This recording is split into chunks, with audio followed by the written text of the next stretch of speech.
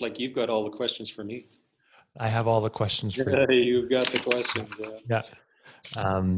Well, Brian, I'm really excited to have you on the show.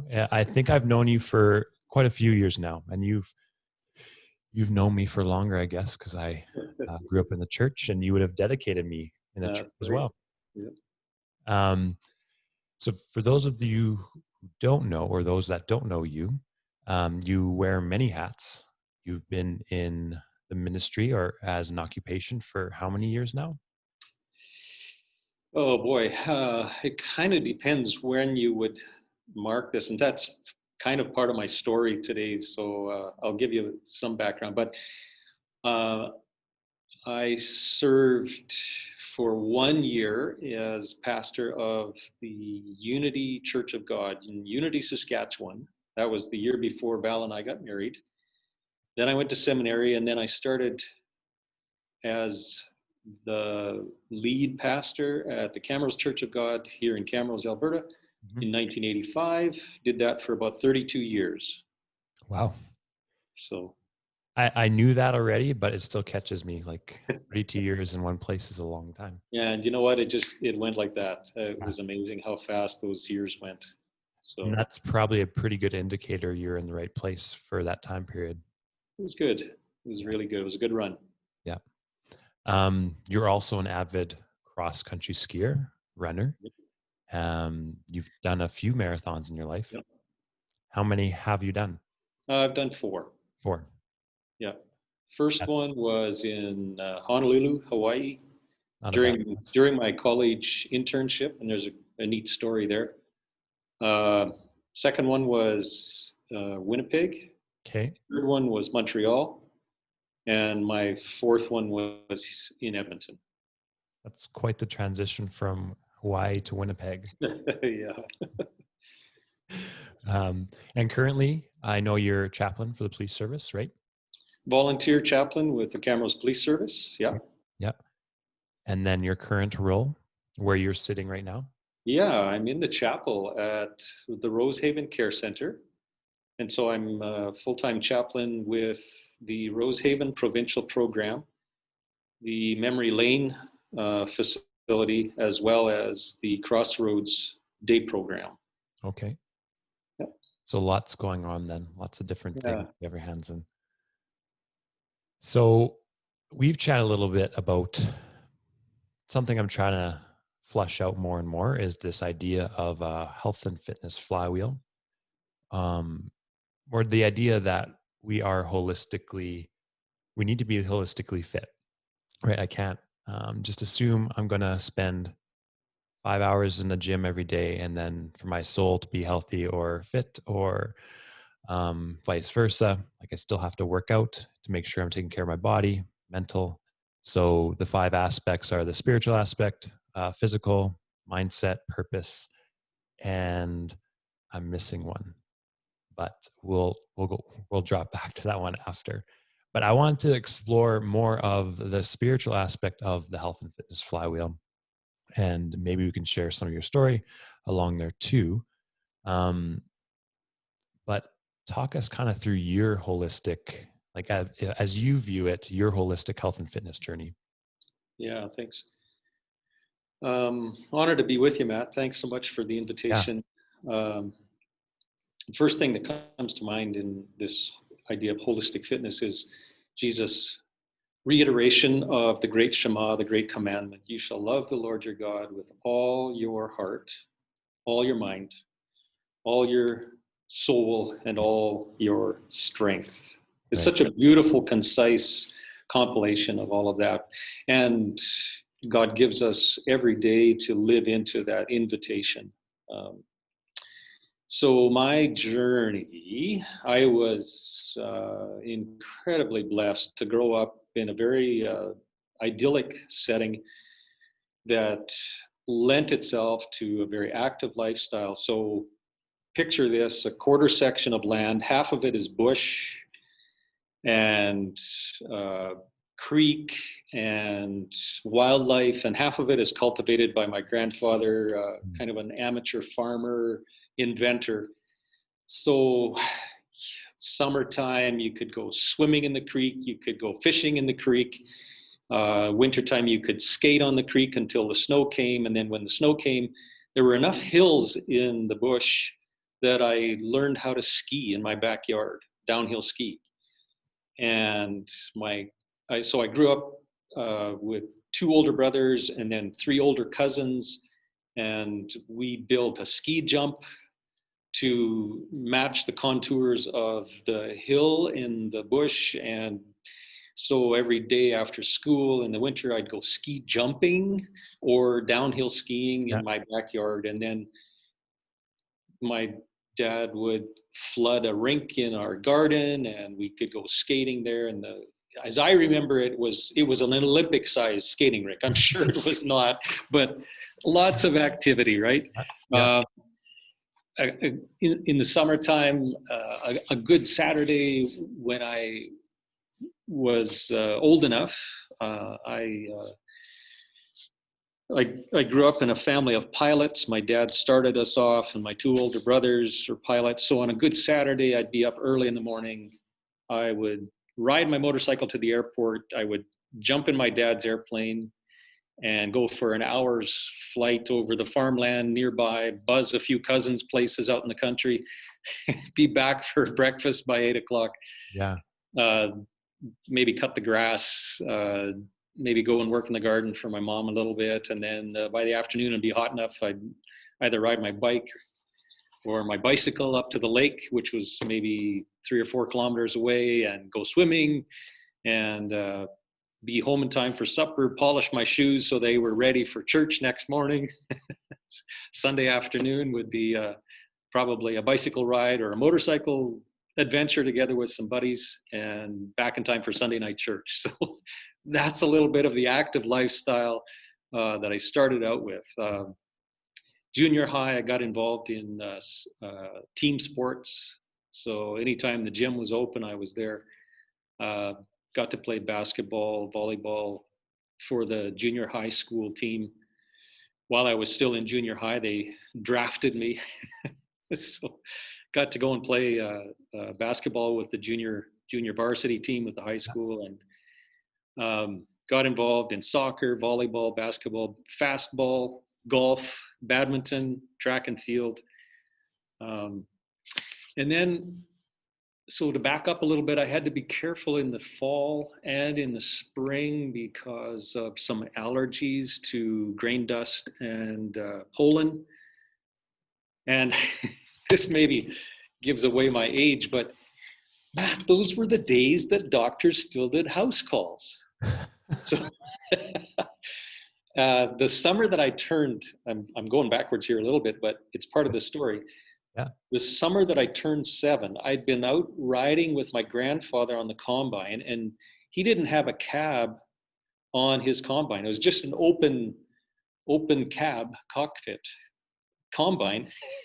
And the wind was blowing from behind, and all this barley dust was, not good for the allergies, and grain dust was blowing over top of us, right? Yeah. And all of a sudden, I started to develop this real difficulty in breathing. And by about midnight, I'm wheezing and coughing, and I can hardly breathe. My parents called our family doctor, and he made a house call at 2 o'clock in the morning. brought with him what he thought I needed just to be able to open up my respiration, and sure enough, it worked. And then I did an office visit with him, or a clinic visit with him afterwards, and got put on some medications that helped me through those pre-adolescent and adolescent years. And eventually, by the time I turned about 18, 19, the allergies subsided. And that's when I got started long distance running. Because I got out of high school and team sports were done. Yeah. So I had to do something. And I got started following in my brother's footsteps. He had run a marathon or 2, and I thought, oh, maybe I could do that. So that's how I got started in the long distance running.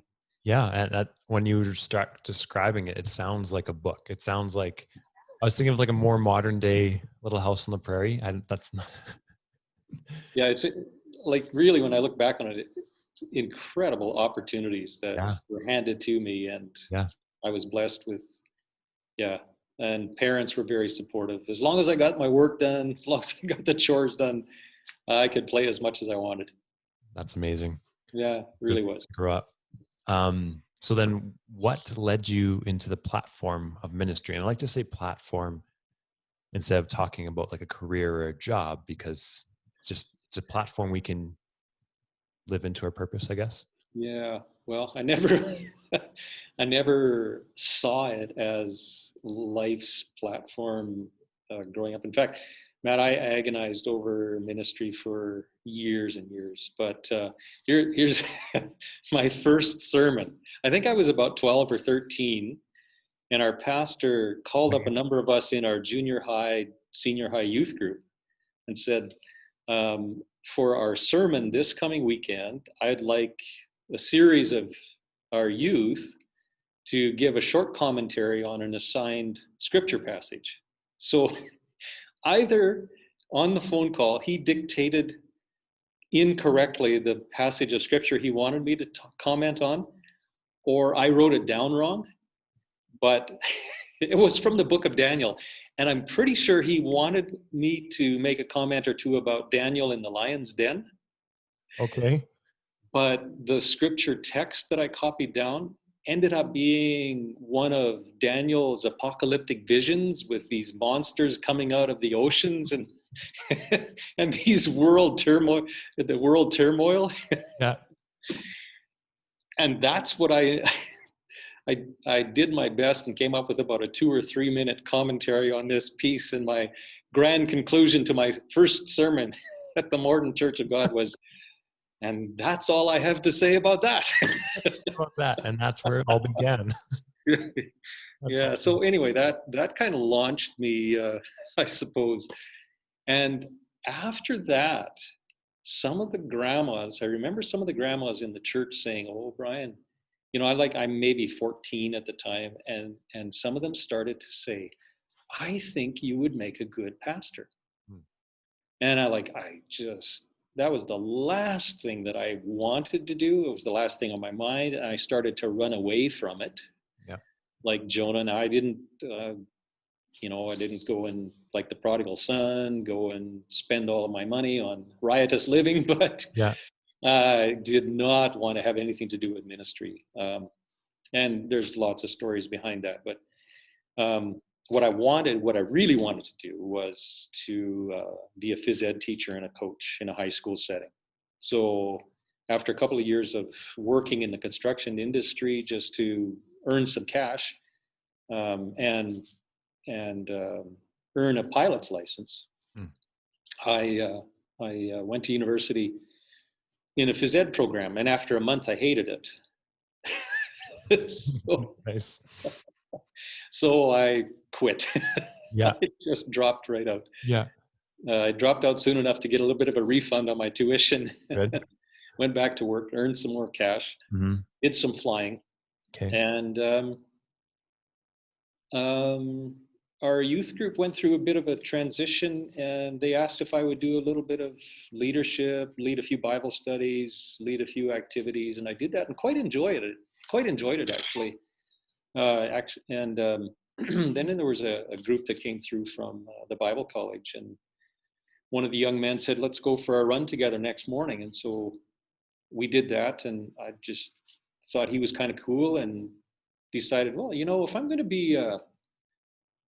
be going back to school or whatever, I should probably get a better biblical foundation. So I'll go to Bible college for a year. Yeah. And that turned into 4, with a 1-year hiatus to earn some more money, so I didn't have to go into debt. Yeah. During that hiatus, I served a church nearby by preaching every other weekend and leading a prayer meeting once in a while. And the encouragement from the people in that church led me into pastoral ministry to begin with. So finished up the undergrad, did a master's degree. After Valerie and I got married, then was called to the Camrose Church of God in 1985 and served there until 2017. So, and then you got your doctorate as well, right? I did, yeah. Yeah. I moved into doctoral work I graduated the same year that our oldest daughter, Brianna, graduated from high school. So we actually had grad pictures together in our grad gowns. It was really cool. Yeah. We graduated a week apart. So I got to go down to Indiana for my graduation next weekend. We celebrated her grad, and then we had our grad pictures done together in our gowns. That's an awesome experience to have. Yeah, yeah. Cool journey to get there. So when you think of ministry, I think Yep. we often think of just the actual church setting, right? Right. Yeah. Especially right now, it's probably a good thing to think about, or something we can ask you about, like, because a lot of people can't go to church or be in this setting together. So to be in ministry, you might not have to be like, I can serve in ministry as a part of our gym, I guess, and as an example. So what does that mean to you? Like, what do you view that as? Well, what it used to look like to me, Matt, maybe I'll preface this by saying ministry today looks like home, neighborhood, and marketplace. But what it used to look like was, and where it went for me was multiple worship services on a weekend and walking away on a Sunday afternoon absolutely exhausted, but saying, I don't think it could get any better than this. Mm. And eventually that morphed into multiple worship services on a weekend, walking away on a Sunday afternoon, having locked up the church building, Yeah. saying there must be something more, or Mm. there must be something better, or there must be something different, because this is turning into, and I in no way do I want to speak against the bride of Christ, because Jesus gave his life for the church, right? For his people. But what it was beginning to seem like to me was a dog and pony show. Mm. We did it really well last weekend. Let's see if we can do it a little bit better this weekend. Let's tighten up our performance. Let's make sure we don't have any glitches in the technology. Let's make sure our transitions from music to scripture to prayer is smoother, right? So into the production stuff. Mm-hmm. And I don't think that anybody else was feeling that, but I was beginning to feel pressure along those lines. And I'm sure that's not why Jesus went to the cross. Right. so I I needed to have a transformation in what ministry looked like. And it was along those lines that I began to feel a really deep need for not leadership mentoring, but just the care for the soul. And that's what led me into the doctoral program. I had two options to pursue in the doctoral program, and I had to choose partway into my first year, and that was leadership development or care of the soul. And I chose care of the soul because in my leadership training to that point, I had enabled, or I'd been part of, and used up a lot of energy to grow an organization a mile wide and an inch deep. Mm. And you can't take people, members of the body of Christ, you can't take them any deeper than you've gone yourself, or that's what my experience became. So I really sensed the need to deepen my own spiritual growth. And that starts at home and the neighborhood and the marketplace. The places where God has put us first and foremost, right? So what's the definition of a marketplace in this sense? Yeah, so a gentleman by the name of Brother Lawrence, dating back to, I think, I'm going to say 1500s. He was a foot soldier in the Spanish army. I think I have that right. Okay. And he got injured, and so he could no longer serve his country as a soldier. And so he ended up going to a monastery, washing dishes or pots and pans in the kitchen, and cleaning potatoes. From the other monks would go and dig the potatoes, and it was his job to wash the potatoes. And he wrote a very simple little, what is now in the form of a book, called The Practice of the Presence of God. And in it, he just talks about how he could worship God and talk with his Lord and worship wherever he was, and where he found himself worshiping God maybe more meaningfully than in the chapel at the 4 a.m. Vespers was when he was cleaning the potatoes. Mm. So if it's swinging a hammer or piloting an aircraft or hosting people on Zoom calls for online fitness training or mindset or nutrition consults, that's where God has placed us, where our passion is. And that could be the marketplace. It could be owning and operating a business. It could be running a truck, and communicating with other truck drivers on the various channels that you might, or frequencies that you might be going through on your radio. But I think in God's wisdom, the call on our lives is to express our faith in those settings. And probably my father's example, as I watched him and observed him as a business owner, mm-hmm. ensuring integrity in business operations and fair treatment of employees, and just the daily witness and treatment of customers. I saw that lived out on a daily basis, and longed for that to be part of my own experience rather than, again, I don't want to disparage in any way the expression of the church up until COVID, but rather than the machinery of the organization and the institution, the living out daily in the marketplace of one's faith and the influence and the impact that has.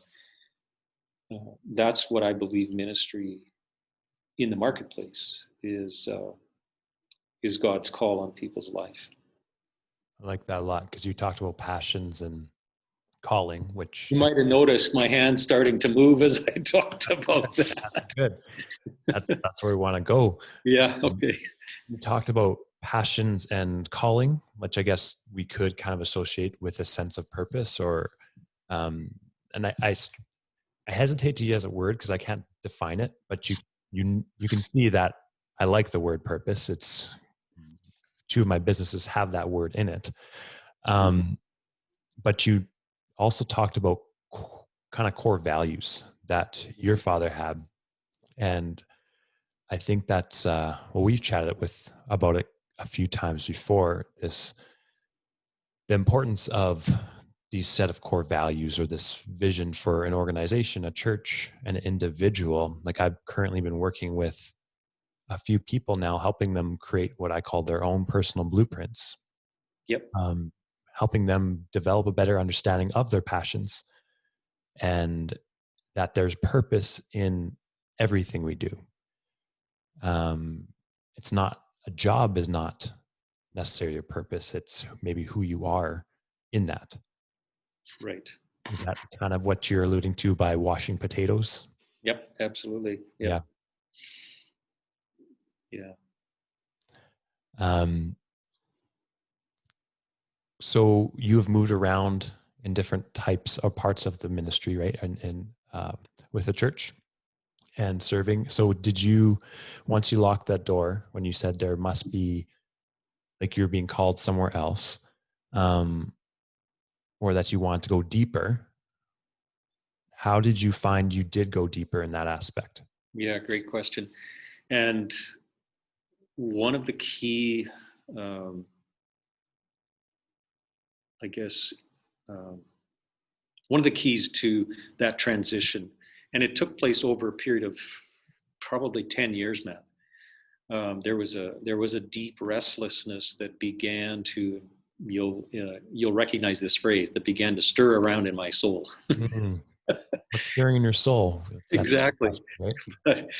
Yeah, I love to ask that of other people, but I had to deal with it in my own too.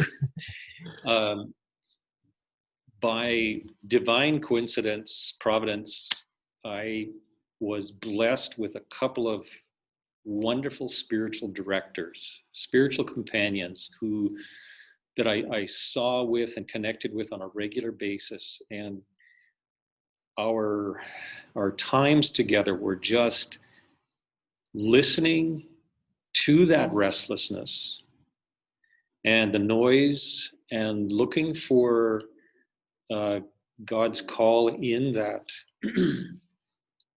And it was in those sessions together with those spiritual directors that I began to sense that real need for the in-depth kind of discovery of who I was, what my purpose was, what my mission was. So you call it blueprint. I developed a personal mission out of that. And that personal mission stands today as strong as ever, regardless of where I serve, right? So it was that delightful process. And I'll say maybe a little bit more about that a little later in our chat. But sure. Yeah. Those spiritual directors were just a godsend, and in God's perfect time, helped me to gain that depth to ministry, regardless of others' opinions, regardless of the organization's needs. That needed to be developed and solidified for me, and they were key in that.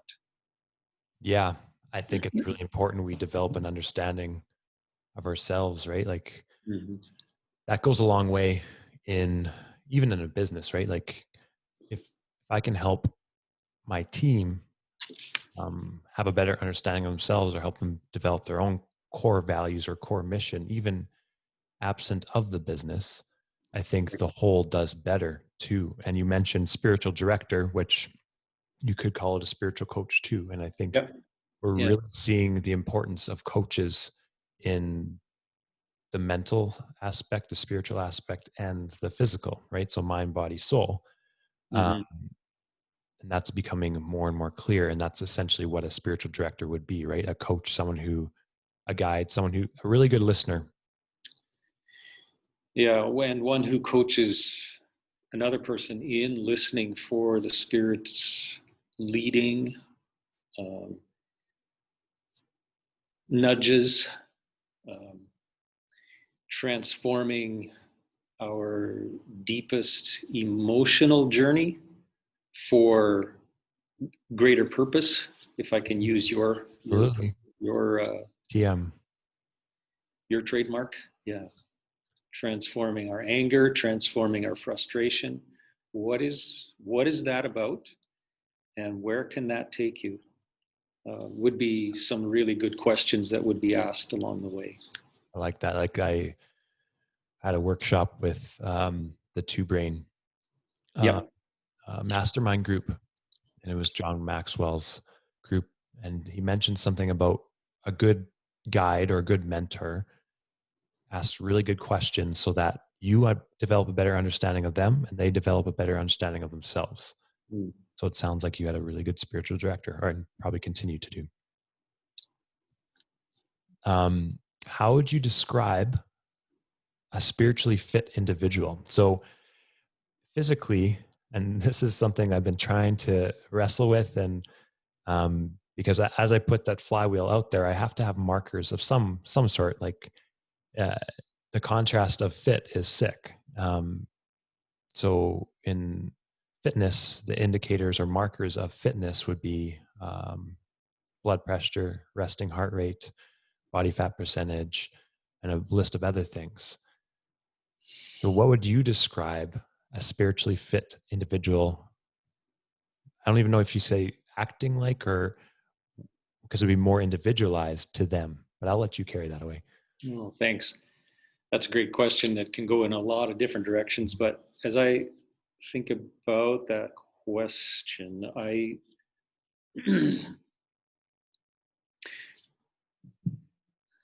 generally speaking, it's someone who is at least on or at least open to, if not able to say, I am on a spiritual adventure. Engaging all of his or her senses in that journey, or at least open to the possibility that they could be a spiritual being and that they are being invited into a spiritual journey. So if I were to sit with somebody and say, so tell me about your spiritual journey, the typical response would be, well, I don't go to church very much. And then I'll just repeat the question and say, I didn't ask you if you go to church. I asked you to tell me about your spiritual journey. And I remember one individual especially who said, I still don't have a clue what you're talking about. I said, okay, can you think of a time when God seemed to be very real to you? Well, that launched him into a story, and I won't tell his story here, I won't take the time on that, but that immediately launched him into a dramatic story of how he connected with what he understood to be a divine presence, protecting him and giving him another lease on life. And that opened the doorway for him into another adventure, a spiritual adventure. I like some of the writings of people who've gone before us, centuries before, who seem to have had more time or just gave this a lot of energy. For example, Saint Ignatius of Loyola, again going back to Spain, but in the 16th century, he compiled what we now know as the spiritual exercises of Saint Ignatius.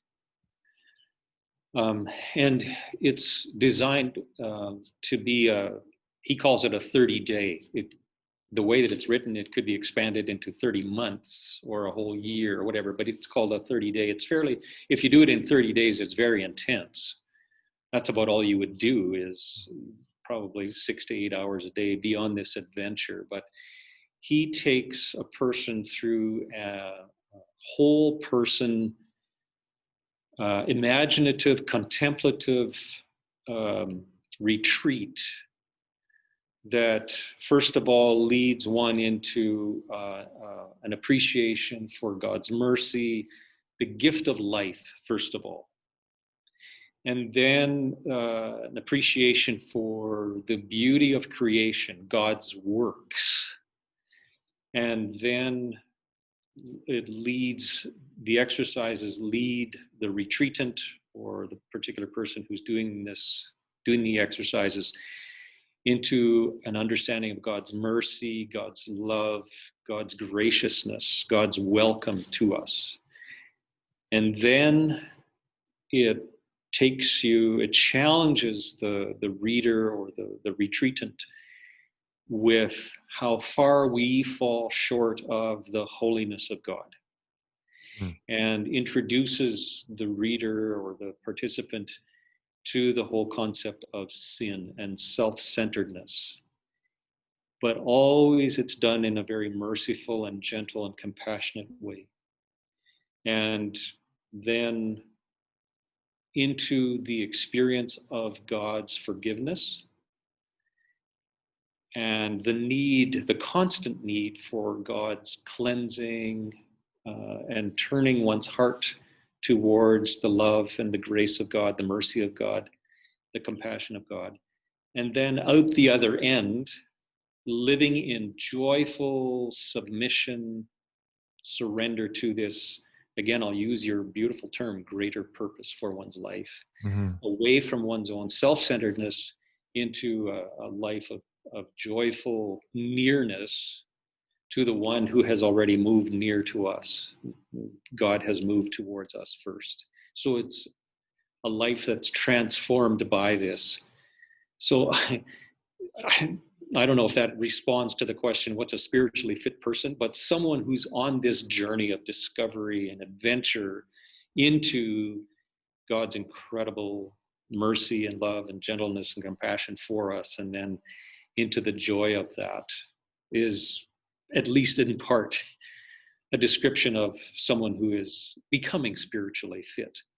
And I think it gets expressed in how we love God with our mind, we love God with our heart, we love God with our soul, we love God with our body, we glorify God with our body.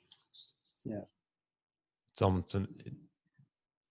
It's tricky. It's tricky because it's more abstract, right? It's a hard thing to contextualize, or like, as an example, if I work out, right, I can see my muscles getting stronger. I can lift more weight. I'm losing body fat, these things.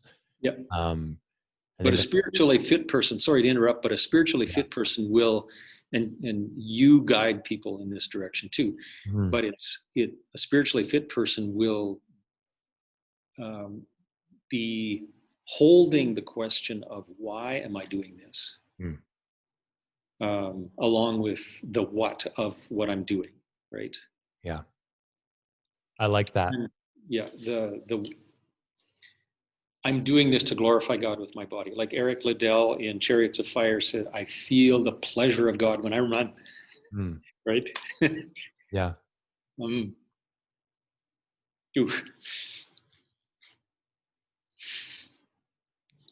that's, I think, like you're when you talk about that, right, that's close to you. And I think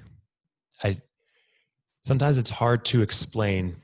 So when I have a whiteboard behind me, honestly, when I can write on that whiteboard and come up with these ideas, or I feel that closeness, right? I feel when I feel that emotion that you're expressing right now. It's like, it's hard to explain, but you feel like it's a passion. It's some sort of your purpose, or you can express this purpose through that too. And then it's less about chasing things. Like, I could be grateful for these things, I can have these things, but I'm not dependent on these things for who I am or for this joy. Yeah. Jesus reserved some of his harshest criticisms for the box checkers, right? The ones who live to just be able to check that box off and check that box off. The law keepers, right? And the law enforcers. Now, here I am, chaplain to police service. But I don't mean it in that way, but rather, I tithed from my mint patch and my cumin patch and all of the seeds. I counted out 1/10 and I gave that as an offering. And I washed my hands X number of times today to keep myself ceremonially clean. Jesus had some of the harshest criticism for them because they could turn around and cheat widows out of their houses and be as immoral in their thoughts as could be. So for Jesus, spiritually fit meant you recognize how spiritually poor you are. Tony Evans in one of his books talked about the holiness of God, the character of God's holiness. And he said, if you feel less holy this year than you did last year, that means you're coming closer to the heart of God. Because his explanation of that was, you are realizing how different God is from you, and yet how loving God is towards you. And you're left breathless because of his holiness and because of his invitation to draw nearer to him. Mm. So that might be a mark, that sense of poverty, like the Beatitudes. Blessed are the poor in spirit, for they shall see God. And I'm sorry, that almost sounded like a sermon, but the Beatitudes are a great place to avoid checking off the boxes, but to hear the invitation of God's heart. And Dallas Willard has written this massive commentary on the Beatitudes, but he balances the challenge with the invitation in the book that he has called I jotted it down here. Let me not forget it. The Okay. conspiracy. Oh, I'll find it somewhere. Yeah. The divine conspiracy. Okay. So it's this lengthy commentary on the Beatitudes, but it's just God's invitation and our living into the poverty of spirit so that we can be made rich by God's Spirit. So it sounds a lot about the process. Yeah, exactly, Matthew. That's a great way to put it. Yeah. And because we had chatted about this and we dove into the 9 fruits of the Spirit, right? Yeah. And it's not about, like you said, it's not this, once I check off all these things, then I'm spiritually fit. It's the Right. process, it's the refining, the journey, the adventure. I love adventure because me and Jaleesa, Yeah. that's our Instagram, is the adventure. And I picture an adventure as, I think we can view it as just all good. Like it's always going to be in the mountains. It's always going to be with coffee and pizza. But the adventure is hardships too. And it's these things that refine us. And like you said, give us a perspective of what's actually important.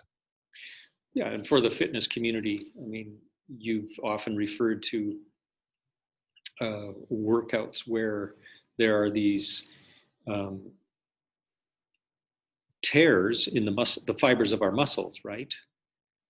And the soreness as a result of that adversity that we've taken upon ourselves is the result of the consequences of those tiny tears in the tissues of our muscles. And we require then rest and recovery, or a different use, or a use of a different muscle group. But why would I inflict that kind of pain upon my body? Is it just to enmass my body? No, Right. it's to glorify God with this body that has been given to me, that is the temple of the Holy Spirit. And it is in a response to God's invitation to us, not I'm doing this for myself, but I'm doing this to honor God who has given me this temple. Mm-hmm. And I want to glorify God. So God is inviting me, not driving me to do this, but God is inviting me to do this. I like that. Then the muscles, and if you don't use a muscle, it atrophies. Yeah. Too, right? And I think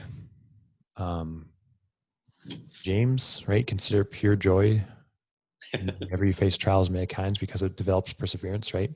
Mm-hmm. It's kind of like that. I think we go into the gym, we know I could do the same thing today and tomorrow. I could do 20 air squats, go in tomorrow and do 20 more air squats, but I'm not going to continue to grow, right? My muscles will have repaired, and I'll enter homeostasis. Like our body always wants to be at homeostasis where it's comfortable, but I continue to have to be in the process, like you said, and constantly have this refinement and growth in this. Yeah, and the wise spiritual director or the wise coach will, in those times of rest, invite the traveler, the journeyer, to reflect on the journey to this point, see where we've come from, but see where we are going. Right? So the coach or the spiritual director will help us look back at our foundations, look at where we are now, look at greater effectiveness, greater influence. I like that. So what would be some spiritual exercises? Like, what are some of your spiritual exercises? So I follow what I call a prayer track. So each day has a different focus in prayer. So Mondays is family day. Tuesdays is my team day, the people that I work with, and some of the members of leadership teams of churches that I really care about. Wednesdays is people that I know who are involved in cross-cultural ministry, different countries, different cultures. Thursdays, I pray for the policing community and my colleagues in police chaplaincy. Friday, I pray for my colleagues in ministry who are preparing for the weekend of preaching and leading people in worship. Saturdays, I typically relax and don't necessarily have a focus for prayer, just whatever's happening that day. And then Sunday is, again, a more of a focus on what is transpiring that day. And if I'm leading worship that day as a chaplain, or if I know someone else is, I'm focusing my thoughts on the text of the day and so on. That's one spiritual exercise that I do. But in that, I'm not just talking to God, I'm trying to listen as well. And that's hard. One of the ways that I find listening is journaling. So that too is a spiritual exercise of journaling, getting the thoughts out there so they're not just tumbling around in my head, but coming through my fingers onto the screen where I can look at it. And one of the ways that I like to do that is to engage in a conversation with Jesus. So I'll have Jesus saying something to me from scripture, and I might argue with Jesus or go, wow, you're so smart. Yeah. Thank you for that insight. Or, oh, that hurt. Ouch. But I know that pain is not about hurting me. It's about helping me. That's a healthy surgery that you want to do in my life. Break down up the muscle. Yeah. But spiritual exercise could be, and this will sound cliche, but another spiritual exercise for me will be my workouts, where I'm cross-country skiing or biking or running or playing golf or riding my road bike or motorcycling or working with my hands in the workshop. And all of those can be spiritual exercises where I'm appreciating the gifts that God is giving me in the moment. So like passions. Yeah, interests, hobbies, abilities, gifts, you name it. Another exercise, Matt, and I have to incorporate this somewhere, but it's learning from past centuries. We have friends that were eyewitnesses to Jesus who've written what we call the Gospels. But then we've got other spiritual greats who through the years have written devotional materials that invite us into their journey, and we can dialogue with them and we can argue with them and learn from them. So we don't have to make all the mistakes. Yeah. So I try to incorporate some of the writings of the spiritual greats of the past into sometime during the day. I find the best, most effective time is early in the morning. Yep, I'd be the same. I'd be like my devotional time. Like I read my devotions. I'll have this quiet space. But honestly, again, it's like when you talk about journaling, I do write posts, but I it's my whiteboard too, right? It's jotting these things down. which I guess would be an expression of worship too, right? Mhm. Um, Yeah, sure. Loving God with our hearts, minds, souls, and strength. Absolutely. love that. So you mentioned it, some of your passions. Mhm. Um, and that's something I've also been digging into is we all have unique passions, right? And our passions can change. And but what would some of yours be? Uh, Doing this, Yeah. talking about things that really matter. Yeah. Um, you know, one of my favorite questions is what's stirring, or an iteration of that question, what's stirring in your soul. Mm-hmm. I love those conversations. Those are so formative. um, I mentioned earlier that somewhere along the line I developed this mission statement that um, I want to live my life in such a way that those that I encounter will give God a first thought and maybe a second thought. Mm. I came across another form of that question, not original to me, someone else writing it, but they phrased it in this way. Um, if people were to meet you 3 years down the road and say, "You're different today," what would you want them to notice? That's What really would they good. want them to, what would I want them to notice about my life? What is different about me today, or 3 years down the road from today? Mm-hmm. Am I more compassionate? Am I more along those lines of my mission? Have I lived my life even more in love with God so that others will give God a first thought and maybe a second thought? I like that a lot. I was going to actually ask you what your mission kind of statement was. I have one written down behind me too. It's to help people have a better sense of purpose, utilize their gifts, and understand their passions. And that combination, I think, can be pretty powerful, especially if they all are coming from God, right? Like if Yeah. he's, and that it's a constant pursuit, right? Like I can't assume that I can work on out in the gym for 5 hours for one day in the week and then not work out the rest of the week. It's a consistent daily thing. Um, so does that what that kind of acts like for you? That mission and that idea of core values is this constant compass, as you will. Yeah, I think so. I, Matt, I sometimes forget it, Mm, but it calls me back right. to God's invitation. It calls me back to God's mercy. It calls me back to God's grace.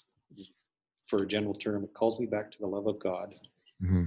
that pours out on me on a daily basis, and my response to that. Yeah. Like that. And Yeah. Tom quoted someone else, and you mentioned like talking about why and what, but having this why statement or purpose statement or mission statement, it doesn't just act as a way of like you have to pull yourself through, but it actually can pull you through Right. some of the muck and the hard times if you have this really strong why. Yeah, that's why I like to use the term invitation. For me, that gives me a picture of someone out ahead pulling me forward or inviting me forward. Not assuming we have to do it on our own. There's a beautiful athletic image in Hebrews chapter 12 of Jesus having run the race before us and inviting us forward. He is the author and finisher and has completed that marathon and is inviting us to throw off every weight and sin that so easily entangles us, that separates us, and invites us forward with that incredible magnet of his love. I like that. So if that's the invitation, the picture of it, what's limiting people? Hmm. Well, I think you've tagged it a lot with the word fear. Um, maybe just a lack that understanding of that incredible love of God, and thinking that it's about my own self, my own performance, my own measurements for perfection. Those can really derail us from knowing God's acceptance of us and God's invitation, and that the magnetism of His character and His person and His love for us. We want to have a sense of control. Yeah, there's that. And it's really hard, especially right now when we can't control much. Where do you find fulfillment and joy?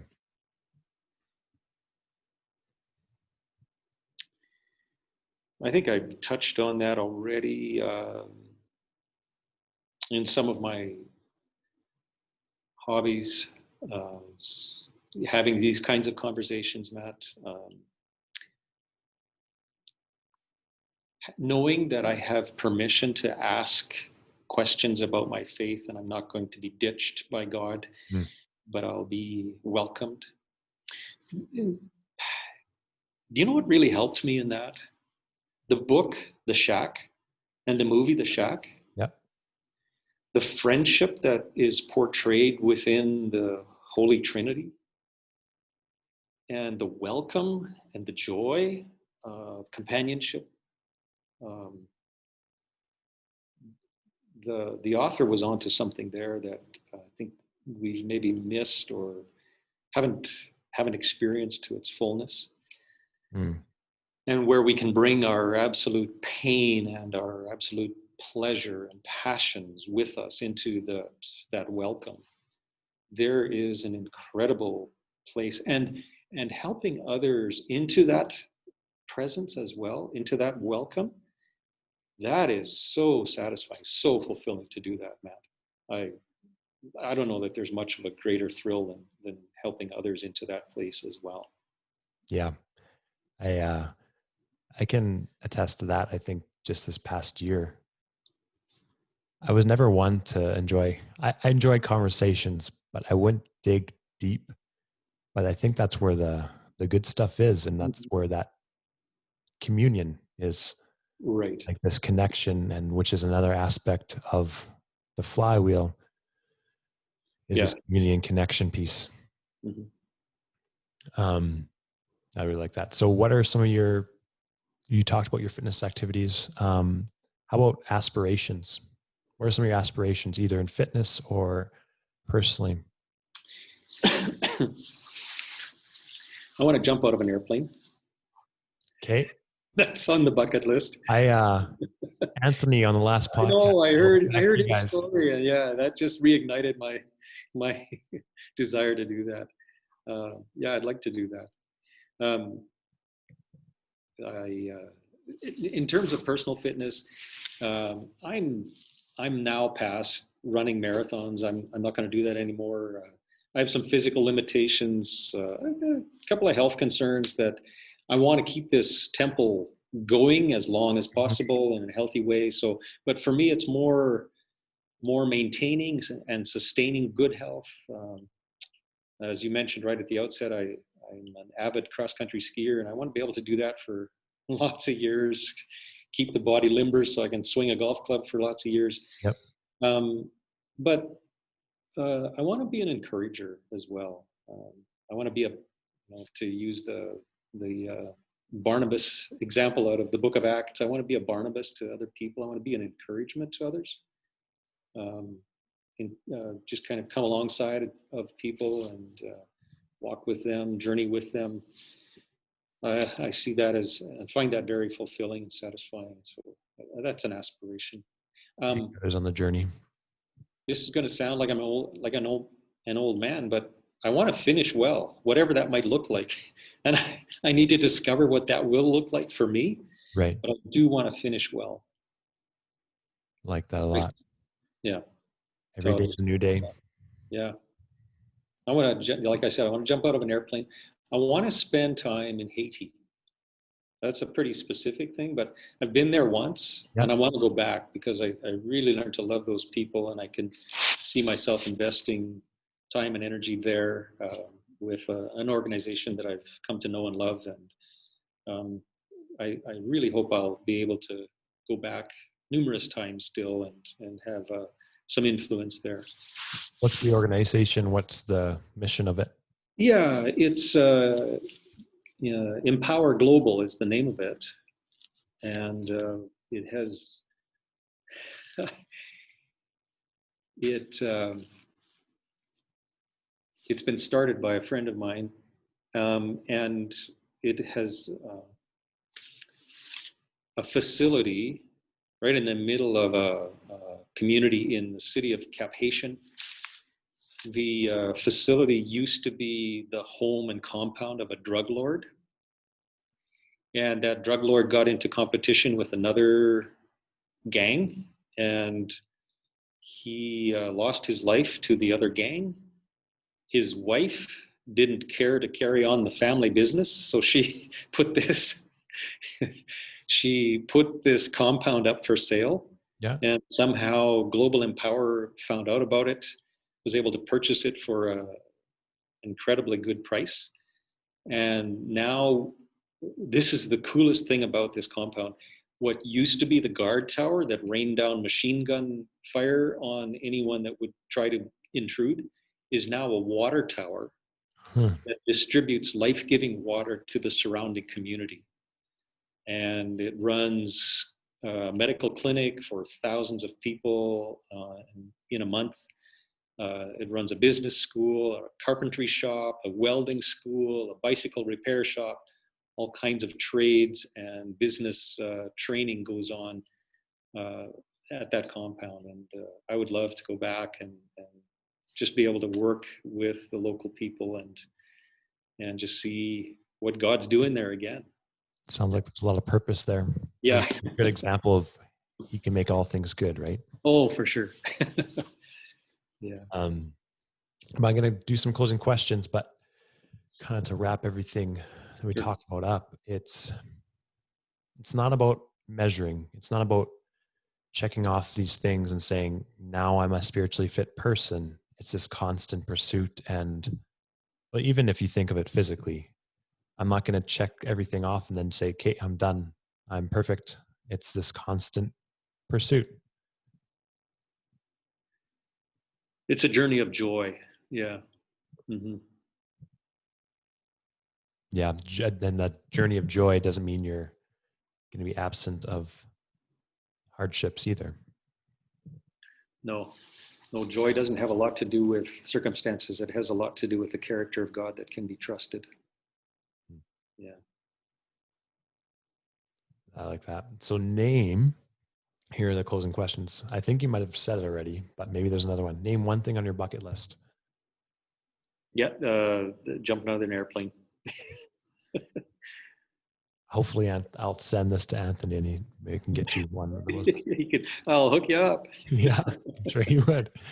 The goal is to help people with this podcast. Like I think it's really impactful that people share their stories. It's one of the most impactful things we can do, or a testimony, and bring them on that adventure. Like you said, if you could give one piece of wisdom or advice that you think could help someone, and you can define help in whatever you want, in whatever way you want, what would that be?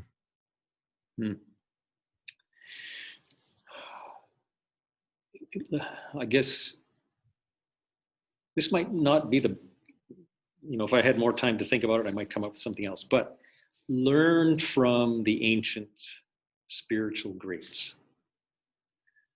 There's so much wisdom to be mined from the centuries. And like I was describing, we have so many friends that have gone before us, that have finished the race and have left a legacy for us to learn from and to enter into their worlds and allow that to shape us and to encourage us in responding to God's invitation. That I think is really important. Yeah, their truths are always truth, right? Yeah. You can't really reinvent those. They're always there. I like that. Yeah. What is the most positively impactful thing someone has said or done for you? So this is a story. Okay. a few minutes.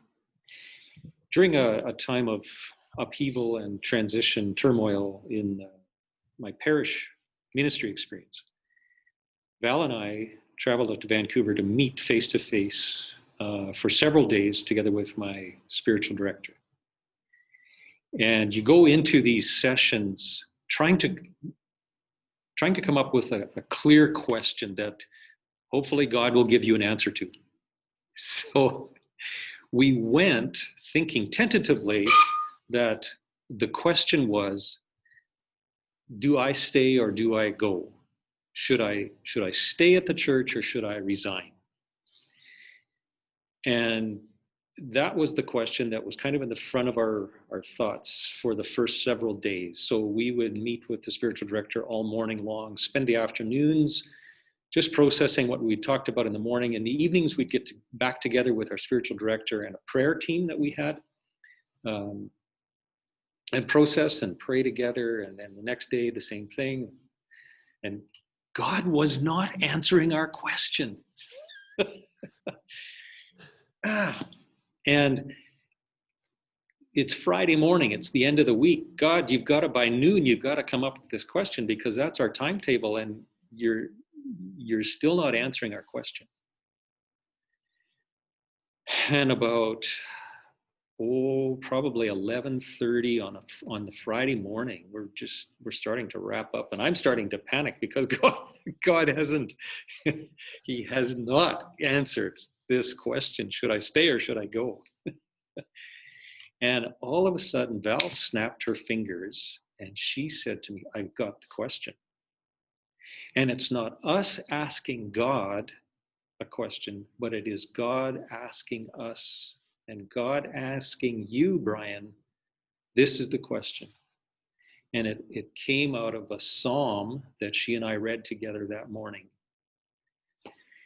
which says,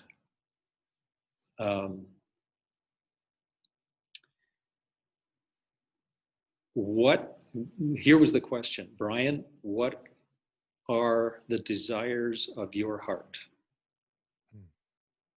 So trust in the Lord, and he will give you the desires of your heart. That was the psalm that we read that morning. And then Val turned it around and said, here's the question that God is asking you. What is the desire of your heart?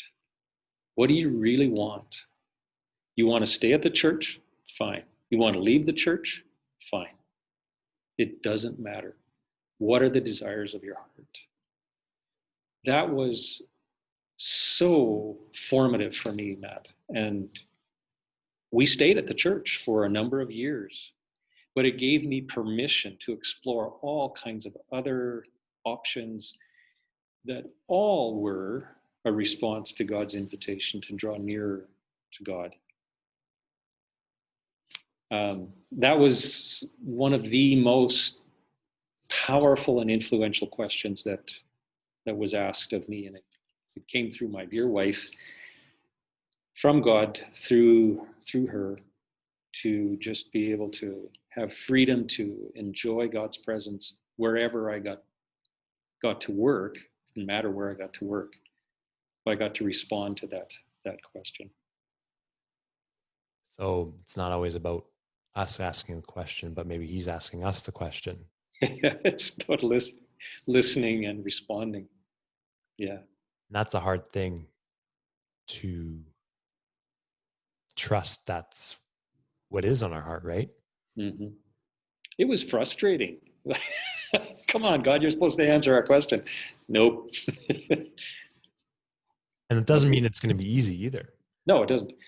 But it opened up a pathway that was so much broader than where I was thinking it needed to be. Right. I think that's a really good way to finish this off. It's not always about asking, but listening. And what is he asking you? Yeah. So where can we find you? Where can we follow you? Okay. My home address. Yeah. I'm on Twitter a little bit, at Brian Krushel, capitalized B, capitalized K. I'm on Instagram a little bit. You'll see the occasional photo or a wow moment from cross-country skiing or riding my bike or motorcycle, or a quote from an ancient, something like that. And it's just at B Krushel. I'm not particularly active in social media, but I'm out there every once in a while, and people can find me there. And they're more than welcome to engage in conversation with me, or hit me up with a question, or tell me what's stirring in their souls. Stirring in your soul. That should be the name of the podcast. What's stirring in your soul? And that is one of your aspirations, you said, is to talk with people like this, as it is mine. So right on. I have to do a bunch of these anyway. Well, thank you so much, Ryan. Thanks. This has been great, and it's given me a lot of clarity, and hopefully people find it helpful too. Awesome. Especially right now. We can't rely on controlling anything. We'll chat again soon. All right. Sounds good. Thanks, Matt. God bless you. You too.